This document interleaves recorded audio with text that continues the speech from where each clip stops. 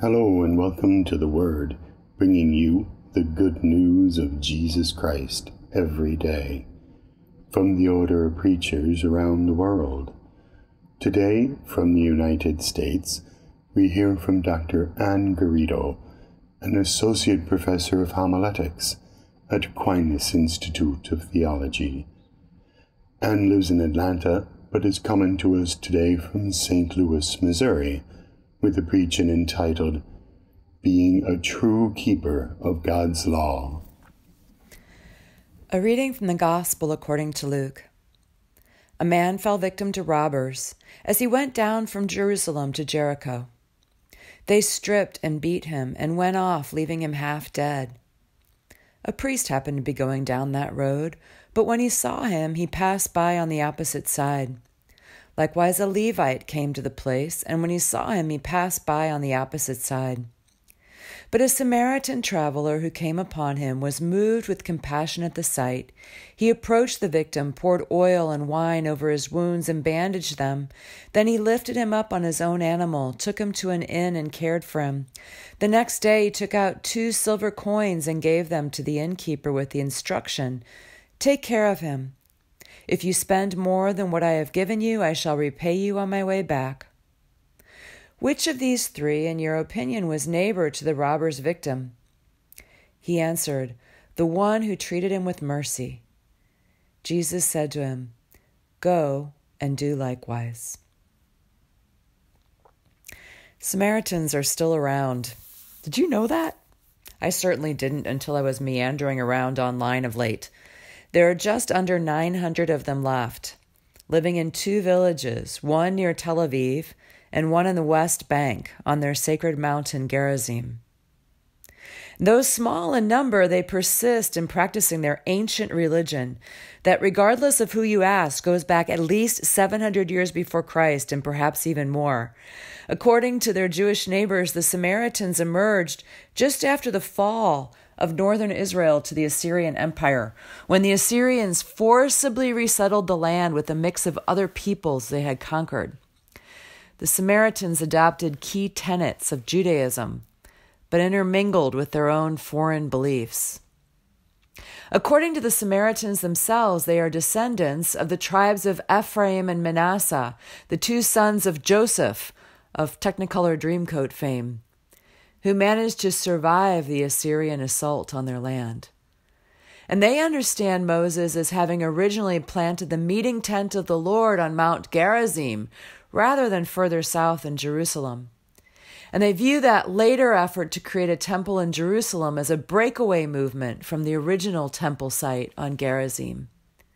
And they remind us that the very name Samaritan comes from the Hebrew Shamarim, meaning guardians or keepers of the Torah, which is perhaps why a Samaritan ends up as a character in the middle of one of Jesus' conversations with a Jewish scholar about what it means to really be a keeper of the Torah.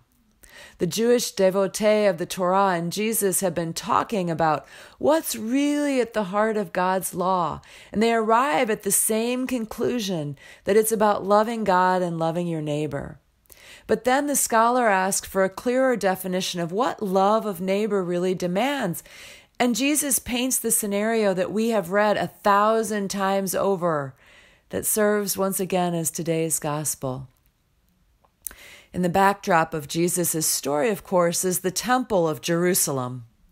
And 3 men who one might guess are coming from there. The first is beat up and left on the side of the road, and then the next 2 are leaders associated with temple worship who get their distance from the injured man, cross on the other side of the road. When suddenly a 4th man is introduced, a Samaritan traveler, who's clearly someone not connected with Jerusalem temple. From the common Jewish point of view, he's someone who worships all wrong. And let's admit that that's true even from Jesus' point of view. In the Gospel of John, when Jesus meets a Samaritan woman at the well, he pretty much affirms the traditional Jewish belief that his own people have the worship thing right.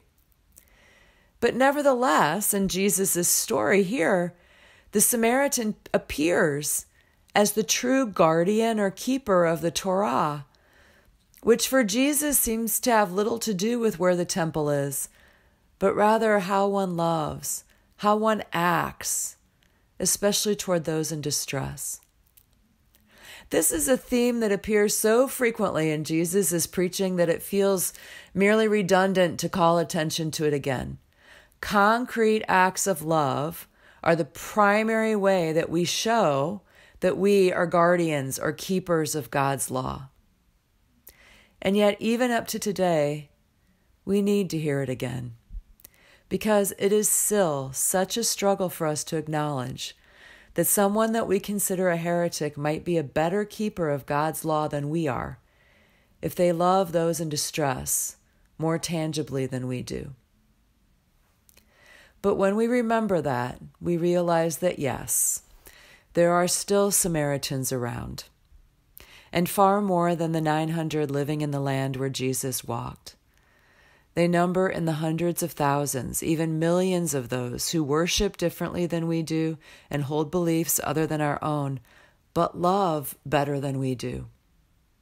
And so who once again today Jesus points us to learn from, because they know something that we are still struggling to learn about what it really means to be a keeper of God's law.